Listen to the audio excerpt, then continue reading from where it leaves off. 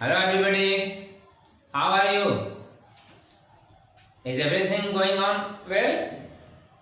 Yes. Now we should start our class. Yes. May we proceed?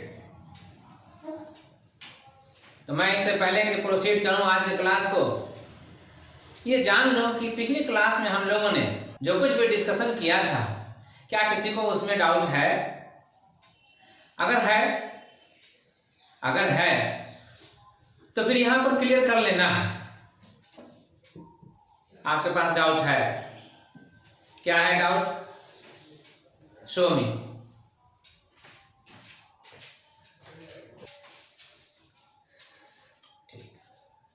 Okay,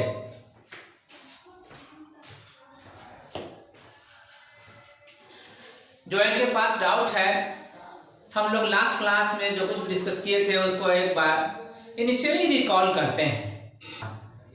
last class में हम लोग last class के first hour में हम लोग एक डिडक्शन किए थे, relation between radius of curvature and focal length, है ना। इनका यहीं पर डाउट है। डाउट क्या है? You look it. यही डायग्राम था जिसमें relation between radius of curvature and focal length पर हम लोग डिस्कशन कर रहे थे।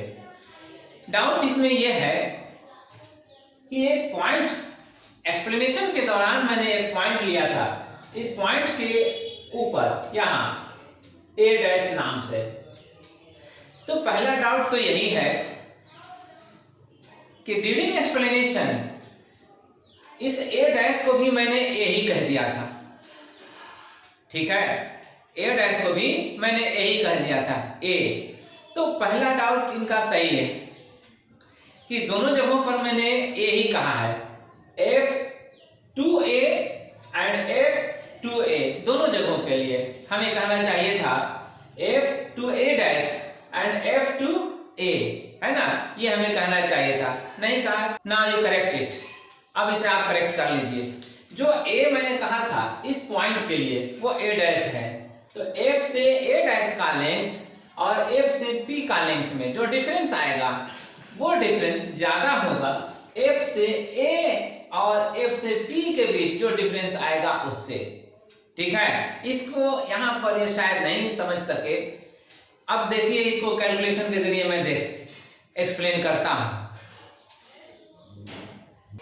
F से A डैश मिला लिया जाए तो अब ये आप तो कह सकते हैं कि FA dash is more than FA, इसका लेंथ इसके लेंथ से ज्यादा है, ये तो आप कह सकते हैं।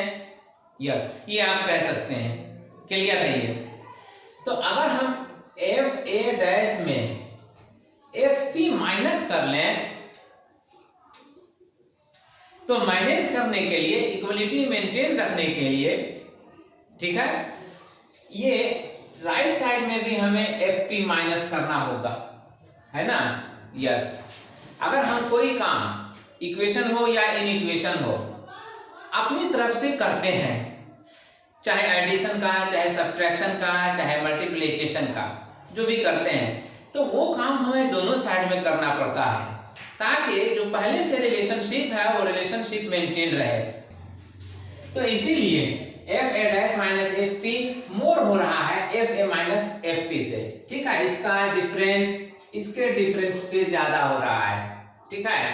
तो अब ये सोचिए कि A डैश को जब हम एक तरफ ला रहे हैं, ठीक है, तो इतना डिफरेंस आ रहा है। अगर हम इससे भी नीचे ले आए तो यहाँ पर कोई और यहाँ पर कोई और पॉइंट ले लीजिए, तो अब यहाँ से इसको मिलाइएगा, है ना। तो अब ये पॉइंट कोई भी होगा, मान लीजिए A डबल डैश हो रहा है, ठीक। तो अब आप ये भी तो लिख सकते हैं FP। अब आप कह सकते हैं कि FA और FP का डिफरेंस जो होगा वो डिफरेंस ज्यादा होगा, किसके डिफरेंस से? FA डबल डैश और FP के डिफरेंस से, ठीक है। अब आप रिलेशन पहचान रहे हैं? यस। तो अब हम कह रहे हैं कि A डैश जब A तक पहुंच गया तब ये डिफरेंस ज्यादा था इस डिफरेंस से। अब ए अगर यहां पर पहुंच जाएगा तो अब इसका और इसका डिफरेंस ज्यादा हो रहा है इसके और इसके डिफरेंस से, कि जैसे जैसे ये पॉइंट पी के करीब आएगा, क्लोज आएगा, जो डिफरेंस यहां हम देख रहे हैं, पहली बार ये देखे, दूसरी बार ये देखे, डिफरेंस डिक्रीज करता जाएगा। जैसे इसका डिफरेंस इसके डिफरेंस से, इसका वैल्यू इसके वैल्यू से, डिफरेंस साइड में कह रहा हूं तो आप नहीं समझ रहे, इसका वैल्यू जो भी आएगा वो इसके वैल्यू से कम होगा, ठीक है। तो अब इसका वैल्यू इसके वैल्यू से कम होगा, है ना, ये वैल्यू तो यही ना है, तो इसका वैल्यू अब इसके वैल्यू से भी कम हो रहा है। तो अब हम यही कहना चाहेंगे कि ये वैल्यू कम होते होते इतना कम हो रहा है या इतना कम हो सकता है कि उसे हम नेग्लेक्ट कर सकते हैं। हम ये लें या ये लें, अगर इन दोनों के डिफरेंस में बिल्कुल इतना कम वैल्यू आ रहा है कि हम उसे नेग्लेक्ट कर सकते हैं, तब तो हम इसको रिप्लेस करके इसको भी ले सकते हैं ना। यही मकसद था उस दिन कहने का, यही मकसद था, यही पर्पस था। आज भी इसका मीनिंग यही है। तो यहाँ पर हमें फोकल लेंथ से काम लेना था, इसलिए हम इस लेंथ को FA को इग्नोर कर दिए, ठीक है। यस, तो हम फोकल लेंथ से काम लिए और तब हमने देखा था कि F का ट्वाइस इक्वल होता है रेडियस ऑफ कर्वेचर के, ठीक है, यही रिजल्ट था। तो now there is no problem. Okay, तो फिर अब हम आज के क्लास में फिर हम वहां से रिज्यूम करेंगे जहां पर लास्ट क्लास हमने ड्रॉप किया था। और ड्रॉप किया था तो 3 रिलेशनशिप को हमने मेंटेन करके ड्रॉप किया था, नहीं 3 रिलेशनशिप को डिराइव करके हमने ड्रॉप किया था। पहला रिलेशनशिप तो वही था कि R equal to twice F, और दूसरा रिलेशन था 1/V plus 1/U equal to 1/F, और तीसरा रिलेशन था M equal to -V/U equal to HI/H0, ठीक है। यस, यही 3 रिलेशन हमने उस दिन डिराइव किए थे। आज के क्लास में हमारा फोकस ये रहेगा कि जो मैथमेटिकल एनालिसिस किए थे लास्ट क्लास में, अब उसको यहाँ पर रे डायग्राम के जरिए जस्टिफाई करें। यस, आज के क्लास में हमारा इसी पर फोकस रहेगा। ऑब्जेक्ट को डिफरेंट पोजीशंस पर रखा जाए और उसका इमेज कहाँ कहाँ बन रहा है उसके लिए रे डायग्राम को शो किया जाए। अब हम लोग इस हेडिंग के अंदर क्या देखेंगे, ऑब्जेक्ट को अगर डिफरेंट पोजीशंस पे रखा जाए तो उसका इमेज कहाँ कहाँ बनता है और किस तरह बनता है। लेकिन हम यहाँ पर कुछ स्पेशल पोजीशंस पर डिस्कस करेंगे। तो हमारा पहला पोजीशन जो स्पेशल है वो है जब ऑब्जेक्ट को इनफाइनाइटली डिस्टेंस अपार्ट रखा जाए। Infinitely means very very large distance, तब उस केस में u का वैल्यू क्या होगा। यस, जब ऑब्जेक्ट को इंफिनिटी पर रखा जाएगा तो ऑब्जेक्ट डिस्टेंस कितना हो जाएगा, इंफिनिटी। लेकिन यहाँ साइन ऑफ माइनस लिया गया है, पहले बता चुका हूं मैं। जो भी ऑब्जेक्ट डिस्टेंस, इमेज डिस्टेंस या फोकल लेंथ हम लोग मेजर करते हैं पोल के रिस्पेक्ट में मेजर करते हैं, है ना, पोल को रेफरेंस पॉइंट लेते हैं और वहां से अगर लेफ्ट चले तो नेगेटिव डिस्टेंस मेजर किया जाएगा, राइट चले तो पॉजिटिव मेजर किया जाएगा, है ना। यस, तो अब यहाँ पर देखिए अगर ये पोल है तो यहाँ से इस तरफ ऑब्जेक्ट को रखा जा रहा है लेफ्ट साइड में, इसीलिए इधर से जब लेफ्ट साइड जा रहे हैं तो नेगेटिव ले रहे हैं। ये पोजीशन इनफिनिटली डिस्टेंस तक मूव कराया जाता है, तो इसीलिए u इक्वल टू -इंफिनिटी। अब v क्या होगा। यस, जो कैलकुलेशन करने से हमें रिजल्ट मिलता है आप इसे देख सकते हैं। हमने कैलकुलेशन मिरर फॉर्मूला को यूज करके किया है।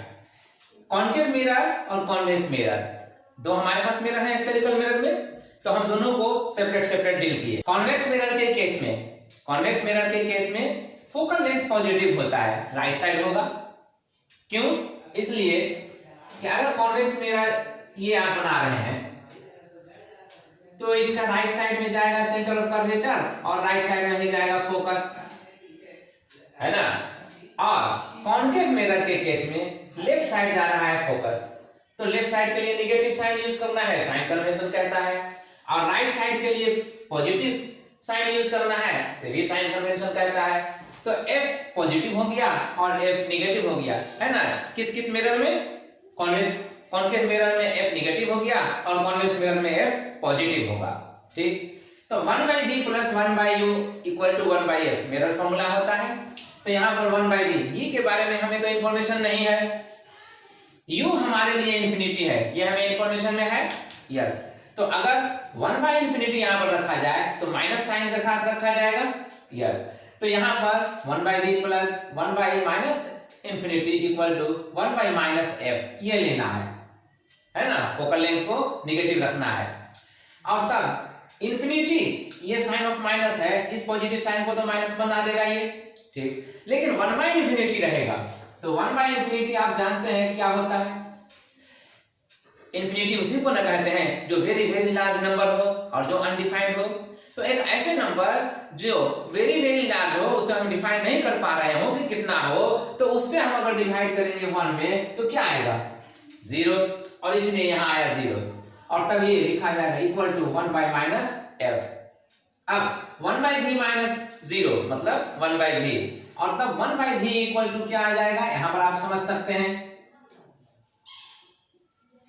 है ना। यस, तो अब 1/v इक्वल टू अगर -1/f हो रहा है तो v को रेसिप्रोकल कीजिए, इनवर्स कीजिए, f को भी इनवर्स करिए, तो फिर v इक्वल टू क्या आएगा -f। ये हमें इंफॉर्मेशन दे रहा है कि उस ऑब्जेक्ट का जो इंफिनिटी पर रखा हुआ हो उसका इमेज कहाँ बन रहा है, फोकस पे, फोकल लेंथ के बराबर इमेज डिस्टेंस आ रहा है ना। यस, ये डिस्टेंस इमेज डिस्टेंस है और ये फोकल लेंथ है, तो इमेज डिस्टेंस किसके इक्वल हो रहा है, फोकल लेंथ के। साइन माइनस है, ये माइनस साइन तो हमें ये इंडिकेट करता है कि रिफ्लेक्टर के सामने होगा, है ना, लेकिन डिस्टेंस मैग्नीट्यूड में कितना होगा, तो फोकल लेंथ के बराबर, तो इमेज फोकस पर बनेगा। ठीक है, आइए अब इसका तो पोजीशन हमने जान लिया, इमेज कहां बन रहा है। मैग्निफिकेशन हमें ये आइडिया देता है कि इमेज का साइज ऑब्जेक्ट के साइज के रिस्पेक्ट में क्या है ना। तो m इक्वल टू -v/u हमने देखा, अब तब v को हमने रिप्लेस किया -f से, और u हमारे लिए है -∞, तो ये वैल्यू वंस अगेन 0 ले आएगा, तो फिर अब m 0 आ गया। मतलब ये हुआ कि साइज ऑफ इमेज, अगर हम बात करें m को, तो हम size of image by size of object न समझ रहे हैं, और तब ये 0 आ रहा है, इसके माने ये हुआ कि i इक्वल टू 0। अब ये हमें क्या इंफॉर्मेशन दे रहा है, हमें ये इंफॉर्मेशन दे रहा है कि size of image object size के कंपैरिजन में वेरी वेरी स्मॉल है ना, very very small, highly diminished इसको कहते हैं। आइए अब कॉन्वेक्स मिरर के केस में क्या हो रहा है ये देख लें। f तो पॉजिटिव हुआ, ये हमने समझ लिया। मिरर फॉर्मूला हमारा 1/v plus 1/-∞ equal to 1/f हो रहा है, तो अब 1/v और 1/∞, ये माइनस का साइन प्लस को माइनस बना सकता है ना, यहाँ पर एक एरर है, माइनस रहेगा। ठीक है, लेकिन आखिर तो 0 ही हो रहा है, 1/∞ 0 ही आएगा, तो फिर ये 0 लिख दिया गया, और तब ये 1/f रहा। 1/v में 0 को ऐड करते हैं या 1/v में 0 को सब्ट्रैक्ट करेंगे, वैल्यू तो वही रहेगा, है ना, कोई इफेक्ट नहीं पड़ेगा, तो इसलिए 1/v ही रहा, 1/v इक्वल टू 1/f रहा। तो v को इन्वर्स कीजिए, f भी इन्वर्स हो जाएगा, v इक्वल टू f आएगा। अब ये हमें क्या मैसेज दे रहा है, ये हमें क्या इंफॉर्मेशन दे रहा है, अब ये हमें ये इंफॉर्मेशन दे रहा है वंस अगेन इमेज जो बन रहा है वो फोकस पे ही बन रहा है, image distance equal to focal length, है ना। इसका मैसेज, इसका इंफॉर्मेशन यही है कि इमेज कहां बन रहा है, फोकस पर। तो कॉन्वेक्स मिरर के केस में भी जब ऑब्जेक्ट इनफिनिटली डिस्टेंस अपार्ट हो तो उसका इमेज कहां बन रहा है, फोकस पर। अब उसका साइज कैसा होगा, अब हम ये देख लें। साइज के लिए हमें तो मैग्निफिकेशन ही आइडिया देता है, और तब m इक्वल टू -v/u, यहाँ हम देख रहे हैं v f से रिप्लेस हो गया, है ना, v को रिप्लेस कर दिया f से, u को -∞ से रिप्लेस कर दिया। तो अब क्या होगा, अब ये u अगर इंफिनिटी आया है तो भले यहाँ पर ये माइनस का साइन एक मिस कर रहा है, लेकिन ये माइनस मिस करने के बाद भी इंफिनिटी है, तो इंफिनिटी से अब हम किसी भी नंबर में डिवाइड करेंगे तो वो 0 वैल्यू लाएगा, और इसीलिए यहाँ पर 0 लिखा गया। अब माइनस और जो है, अब ये माइनस हो या प्लस हो, 0 के लिए कोई मायने नहीं रखता है, 0 नॉन नेगेटिव नंबर होता है। ठीक है, यस। तो अब इसमें भी हम कह सकते हैं कि size of image highly diminished है। यस, ये दोनों बातें सही हैं, है ना। जब ऑब्जेक्ट इनफिनिटली डिस्टेंस से पार्ट होगा तो कॉन्केव मिरर हो या कॉन्वेक्स मिरर हो, दोनों ही इमेज बनाएगा फोकस पे, और साइज ऑफ इमेज जो होगा हाईली डिमिनिश्ड होगा। अब आइए रियल और वर्चुअल के ऊपर भी हम डिस्कस कर ही लेते हैं। यहाँ पर इमेज डिस्टेंस कैसा है, निगेटिव। ये इमेज डिस्टेंस निगेटिव साइन के साथ आया है। इसका मतलब ये हुआ कि रिफ्लेक्टर अगर कॉन्वेक्स मिरर का लेफ्ट साइड है तो इमेज भी लेफ्ट साइड ही बन रहा है, तो ये रियल इमेज की पहचान है। यस, नेगेटिव साइन आना रियल इमेज होने की पहचान होता है, और पॉजिटिव साइन आना वर्चुअल इमेज की पहचान होता है। तो यहाँ पर v के लिए कैसा साइन आ रहा है फोकल लेंथ में, प्लस का। इसके माने ये हुआ कि कॉन्केव मिरर में रियल इमेज बन रहा है और कॉन्वेक्स मिरर में वर्चुअल इमेज बन रहा है। ठीक है, यस। तो अब हम इसको डायग्राम, रे डायग्राम में दिखला दें और उसके बाद नेचर ऑफ इमेज डिस्क्राइब कर दें। किस तरह आपने इमेज डायग्राम देखा, यहाँ पर रे ऑफ लाइट इंसिडेंट कर रहा है फ्रॉम इंफिनिटी। ये डॉट डॉट लाइन जो है वो इंडिकेट कर रहा है इंफिनिटी से वो रे ऑफ लाइट आ रहा है और मेन एक्सिस के पैरेलल आ रहा है। तो according to rule law of reflection क्या कहता है, वो फोकस से आता हुआ रिफ्लेक्ट करता दिखेगा या फिर फोकस से होकर पास करेगा, नहीं। तो कॉन्वेक्स मिरर के केस में वो फोकस से होकर पास करता नहीं है, वो फोकस से होकर आता हुआ अपीयर होता है। तो यहाँ से जब रिफ्लेक्शन होगा तो वो उसी डायरेक्शन में होगा जिससे लग सके कि वो यहाँ फोकस से आ रहा है। ठीक है, तो चलिए अब इसे डॉट डॉट डॉट लाइन से एफ से मिला दिया। सेकेंड रे ऑफ लाइट ये है मेन एक्सिस के अलोंग ही, तो मेन एक्सिस के अलोंग ही आएगा, तो फिर ये मेन एक्सिस के अलोंग ही वापस जाएगा, रिफ्लेक्ट होगा, है ना। तो अब दोनों रिफ्लेक्टेड रे, ये और ये दोनों रिफ्लेक्टेड रे बैकवर्ड प्रोड्यूस किए जाने पर फोकस पर मिलते हुए अपीयर होंगे और इसीलिए इमेज यहीं पर बनेगा। तो ये जस्टिफाइड हो गया जो अभी मैंने कैलकुलेशन किया उससे। आइए कॉन्केव मिरर में देखते हैं। कॉन्केव मिरर में भी ऑब्जेक्ट इंफिनिटी पर है तो वहां से रे ऑफ लाइट IRL इंसिडेंट कर रहा है, मेन एक्सिस के पैरेलल आया और यहां इंसिडेंट किया। अब यहां से रिफ्लेक्शन के बाद वो फोकस से होकर पास करेगा। यस, ये RRL हो गया, रिफ्लेक्टेड रे ऑफ लाइट।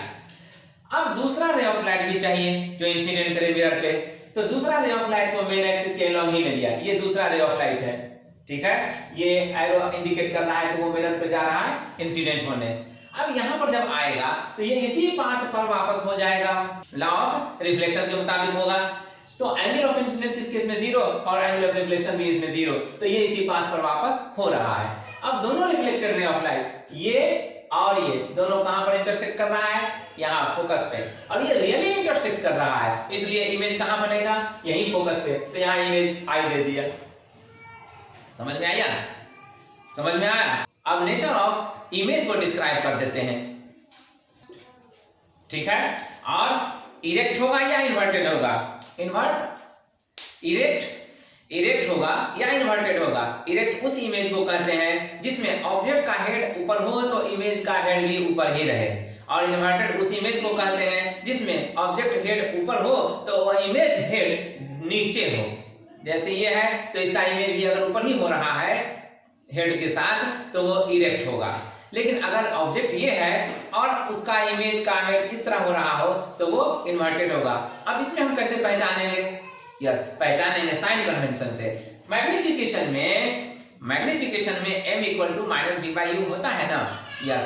अगर आपको कैलकुलेशन करने से मैग्निफिकेशन नेगेटिव आ रहा है, इसके माने ये हुआ कि ऑब्जेक्ट का साइज मेन एक्सिस के ऊपर रखा जाए तो इमेज का साइज मेन एक्सिस के नीचे होगा, तभी ना एक पॉजिटिव डिस्टेंस में मेजर किया जाएगा और दूसरा नेगेटिव डिस्टेंस में मेजर किया जाएगा, तो पॉजिटिव और नेगेटिव का रिजल्ट नेगेटिव होगा। यस, तो नेगेटिव तभी होता है जब इन्वर्टेड हो, है ना। नेगेटिव हाइट ऑफ इमेज तभी होगा जब वो इन्वर्टेड हो, तो यहाँ पर इमेज इन्वर्टेड होगा। यस, इन्वर्टेड होगा और कहां पर होगा, फोकस पर होगा। पोजीशन ऑफ इमेज कहां, फोकस। यही चीज कॉन्वेक्स मिरर के केस में क्या होगा, यस रे डायग्राम से हम ये डिस्क्राइब कर सकते हैं। इमेज फोकस पे बन रहा है और रिफ्लेक्टेड रे ऑफ लाइट को बैकवर्ड प्रोड्यूस करने पे ये बन रहा है, तो फिर वर्चुअल होगा, तो इमेज वर्चुअल होगा और हाईली डिमिनिश्ड होगा। ये हम मैग्निफिकेशन के कैलकुलेशन में देख चुके हैं, ठीक है। और इरेक्ट होगा, है ना। ये कैसे कहा जाए कि इरेक्ट होगा, तो इसलिए कि अगर मैग्निफिकेशन में हमने देखा था m equal to minus v by u, तो v हमारा पॉजिटिव था, u हमारा निगेटिव था, यही ना था होता। अगर हम यहाँ रखते तो ये माइनस और ये माइनस प्लस हो जा रहा है, तो अब प्लस हो जा रहा है तो ये कौन सा रिजल्ट देने वाला होगा? ये तो यही इंफॉर्मेशन दे रहा है ना कि इमेज का हाइट या साइज उसी साइड है जिस साइड ऑब्जेक्ट का हाइट या साइड है। इसीलिए अगर ऑब्जेक्ट का हाइट या साइज मेन एक्सिस से ऊपर हम मेजर कर रहे हैं पॉजिटिवली, तो इमेज का साइज और हाइट भी हम मेन एक्सिस के ऊपर ही मेजर कर रहे हैं पॉजिटिवली, इसीलिए रिजल्ट हो रहा है यहाँ पर पॉजिटिव। ठीक है, तो यहाँ पर अब क्या कहा जाएगा?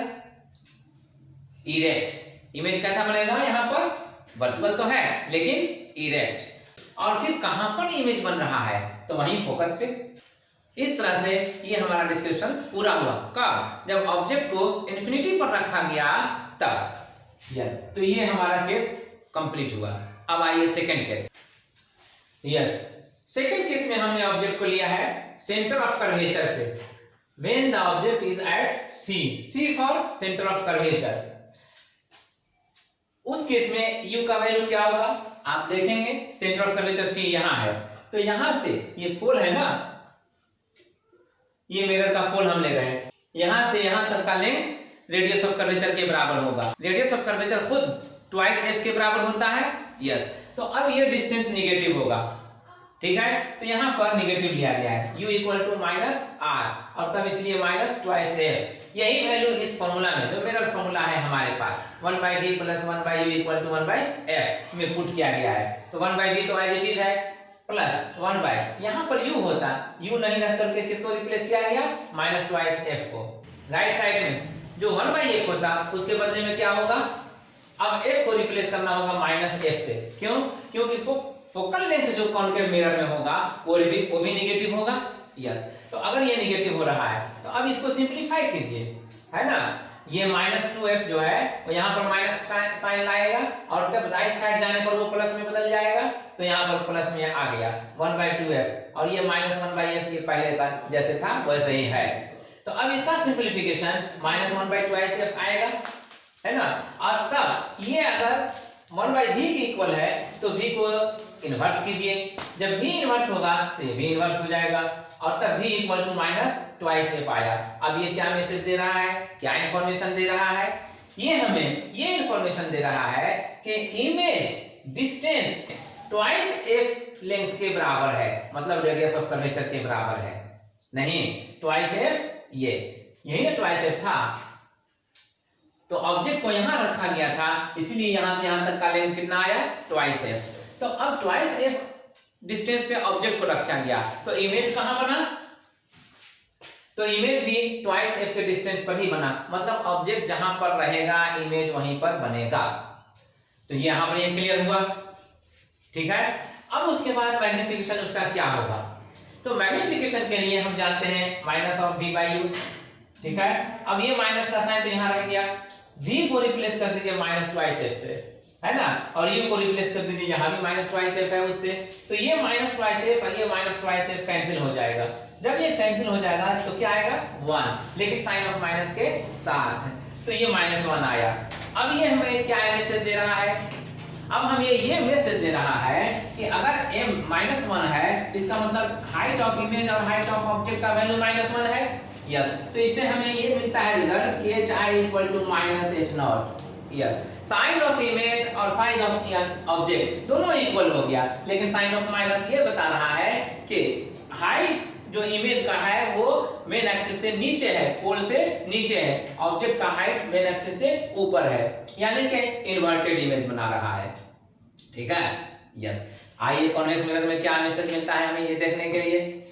कॉन्वेक्स मिरर का मामला जहां तक बनता है, तो अब देखिए ऑब्जेक्ट को हम कहां रखना है? सेंटर ऑफ कर्वेचर पे ना। तो कॉन्वेक्स मिरर के केस में सेंटर ऑफ कर्वेचर यहां है, और इसका रिफ्लेक्टिंग सरफेस ये है ना, रिफ्लेक्टिंग सरफेस लेफ्ट साइड है, और ऑब्जेक्ट को हम रखने जा रहे हैं राइट साइड। तो अब यहां से चल करके रे ऑफ लाइट जो रिफ्लेक्टिंग सरफेस पे पहुंचना चाहेगा, तो क्या वो पहुंच पाएगा? No, in this case it is not possible.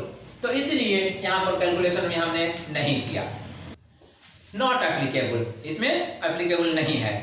ठीक है। अब रे डायग्राम की बात आई तो रे डायग्राम यहां पर मैं इसे मॉडिफाई कर दूं। यस, आप देख सकते हैं यहां सेंटर ऑफ कर्वेचर पे ऑब्जेक्ट को रखा गया, ये ऑब्जेक्ट के लिए है। अब यहां से रे ऑफ लाइट ये इंसिडेंट करने जा रहा है मिरर पे parallel to the main axis, तो फिर रिफ्लेक्शन जो होगा वो फोकस से होकर के होगा।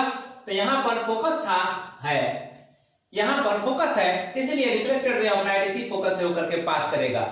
ओके, दूसरा रे ऑफ लाइट, एक और इंसिडेंट रे ऑफ लाइट चाहिए। दूसरा रे ऑफ लाइट को हम फोकस से ही इंसिडेंट करा रहे हैं, तो इधर से आया और फोकस से होते हुए यहां पर इंसिडेंट किया। जब फोकस से होकर के आएगा इंसिडेंट करने के लिए, तो रिफ्लेक्शन के बाद reflected ray of light main axis के पैरेलल जाएगा। ठीक है, तो ये पैरेलल यहां से चला गया। तो यहां पर आप देख रहे हैं कि जहां पर ऑब्जेक्ट था वहीं पर ये इमेज बन रहा है, और ये इरेक्ट अगर है तो फिर ये इन्वर्टेड बन रहा है। और आप देख सकते हैं कि साइज में जितना ये लग रहा है उतना ही साइज में ये भी लग रहा है ना। तो साइज ऑफ इमेज और साइज ऑफ ऑब्जेक्ट इक्वल हो रहा है। तो जितने भी हमने यहाँ पर डिस्कशन किए थे मैथमेटिकली, यहाँ पर सब कुछ जस्टिफाई हो रहा है। यस, तो रे डायग्राम भी जस्टिफाइड है। कॉन्वेक्स मिरर के केस में ये एप्लीकेबल नहीं है, तो नहीं है तो यहाँ पर डायग्राम भी पॉसिबल नहीं है। ठीक है, जो यहाँ पर मैंने डिस्क्राइब कर दिया कि कॉन्वेक्स मिरर के केस में ये पॉसिबल नहीं है, एप्लीकेबल नहीं है, तो यहाँ पर भी ऑब्जेक्ट यहाँ रख करके इसका इमेज बनाने के लिए जो प्रोसेस किया जाएगा वो भी एप्लीकेबल नहीं है, इसलिए ये भी नॉट एप्लीकेबल में डाल दिया। ठीक है, तो आइए केस नंबर 3।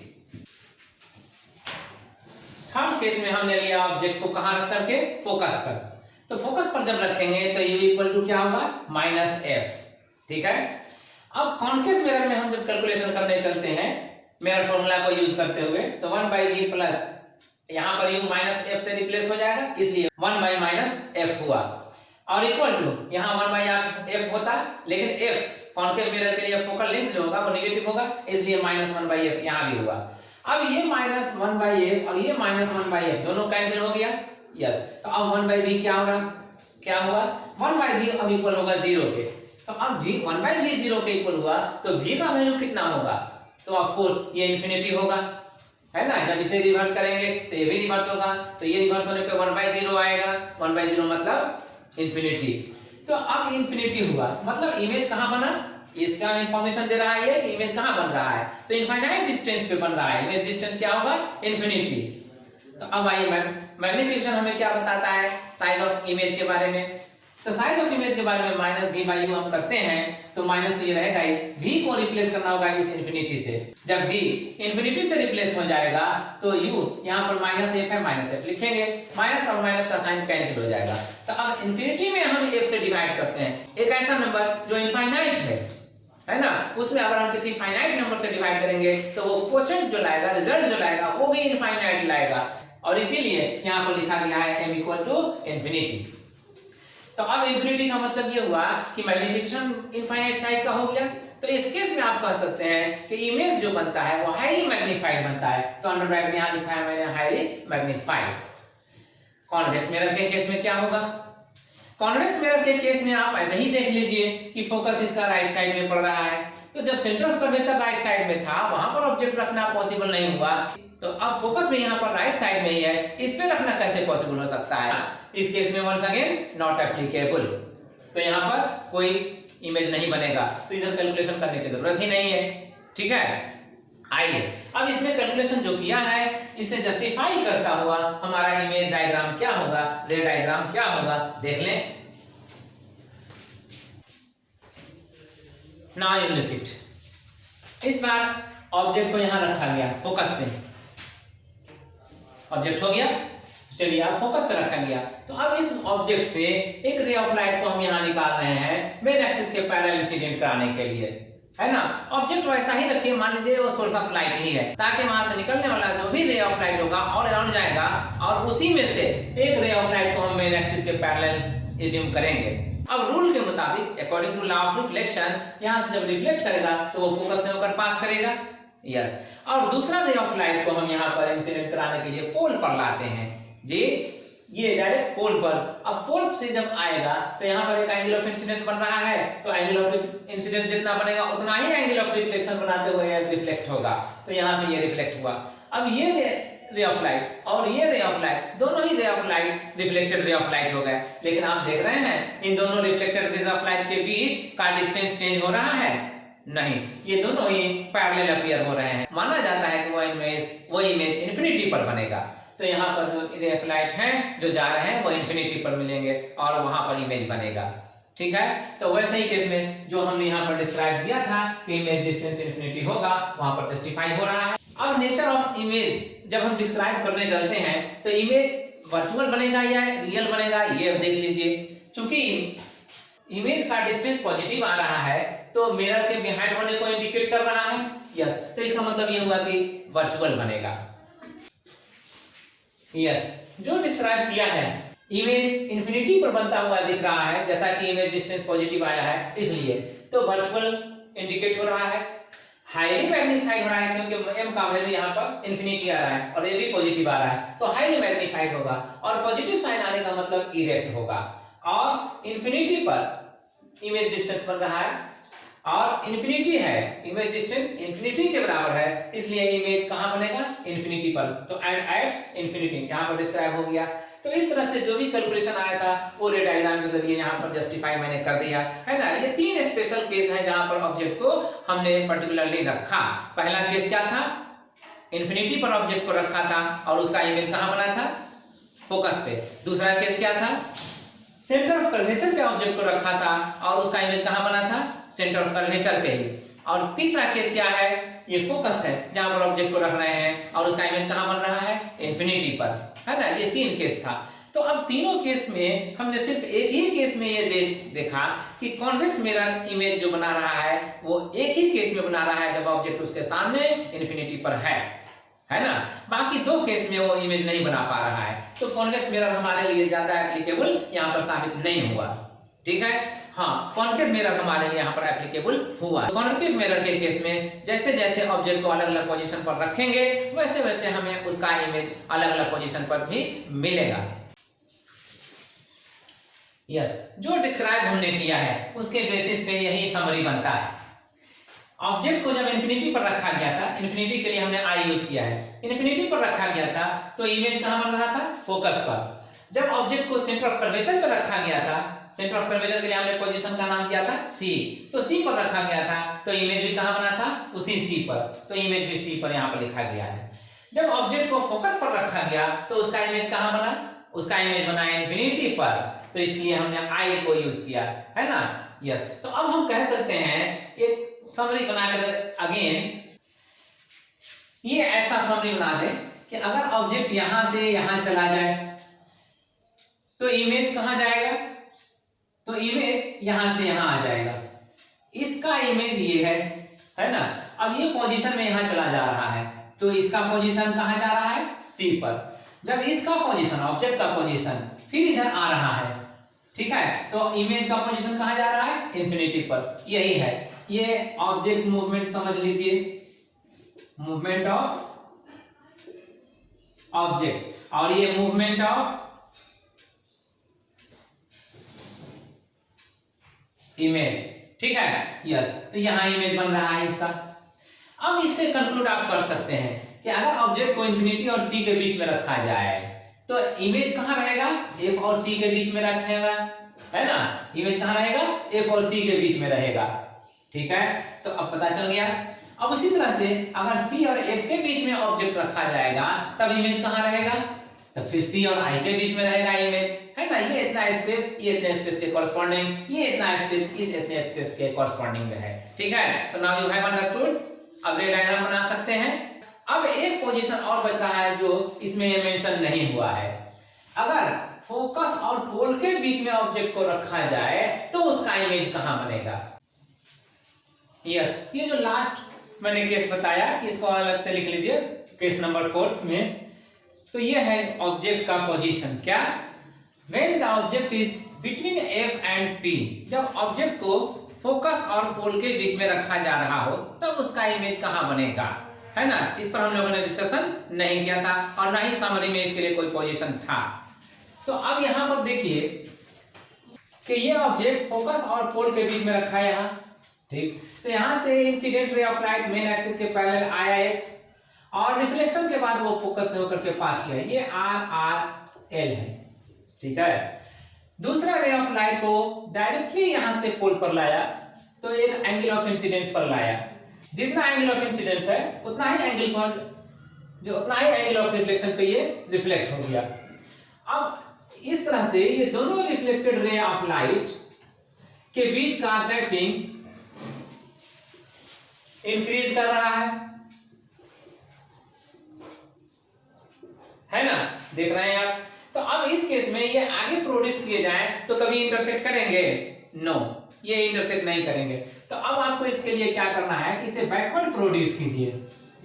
बैकवर्ड प्रोड्यूस कीजिएगा तो it will appear to meet here, यहां पर मिलता हुआ दिखाई देगा, ठीक है। रियलाइज करेगा कि यहां पर इंटरसेक्ट कर रहा है, ये दोनों लाइन यहां पर इंटरसेक्ट कर रहा है, तो यही पॉइंट ऑफ इंटरसेक्शन हुआ, तो यही इमेज पॉइंट होगा इस पॉइंट ऑब्जेक्ट का। अब फुल इमेज लाने के लिए यहां से मेन एक्सिस पे परपेंडिकुलर ड्रा कर लीजिए, मेन एक्सिस को इनलार्ज करके उस पे परपेंडिकुलर ड्रा कर लीजिए, तो ये हो गया फुल इमेज। अब आप देख सकते हैं इमेज को ऑब्जेक्ट के साथ कंपेयर कर करके जो इमेज बन रहा है वो रियल बन रहा है या वर्चुअल बन रहा है।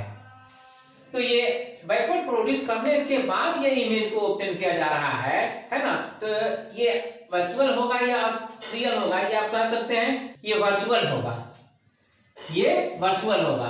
तो नेचर ऑफ इमेज में हमने पहला पॉइंट क्या लिखा? वर्चुअल। दूसरा पॉइंट आप क्या देख सकते हैं, ये साइज ऑफ ऑब्जेक्ट है और ये साइज ऑफ इमेज है, लार्जर है या स्मॉलर है? लार्जर है, तो ये लार्जर इन साइज हुआ, ठीक है ना। ये दूसरा पॉइंट मैंने यहाँ पर नेचर ऑफ इमेज के लिए लिखा लार्जर इन साइज। और इसी तरह से ये इरेक्ट है या इन्वर्टेड है, ये इरेक्ट है या इन्वर्टेड है। तो आप कह सकते हैं कि अगर ऑब्जेक्ट का हेड यहाँ पर एरो के साथ दिख रहा है ऊपर, तो यहाँ भी इमेज का हेड एरो के साथ ऊपर ही दिख रहा है, तो इसके माने ये हुआ कि इरेक्ट है। तो हमने यहाँ तीसरा पॉइंट में इरेक्ट लिखा नेचर ऑफ इमेज के लिए, थर्ड पॉइंट इरेक्ट हो गया। अब फाइनली एक और पोजीशन बताना है हमें कि इमेज जो बन रहा है वो कहां पर बन रहा है, उसका पोजीशन क्या है। तो उसका पोजीशन ये है, कोई डिफरेंट पोजीशन नहीं है, लेकिन उसका पोजीशन ये है कि बिहाइंड द मिरर बन रहा है ना, मिरर के पीछे। आज का क्लास आपके लिए कितना यूजफुल रहा, यू कैन असेस योरसेल्फ, ठीक है। अगर कहीं पर कोई डाउट होता है तो नेक्स्ट क्लास में हमसे मिलने पर उसे क्लियर कर लीजिए। यस, इस बीच में अगर आपको कहीं पर कोई डाउट हो तो फिर इस बीच में भी आप कांटेक्ट कर सकते हैं।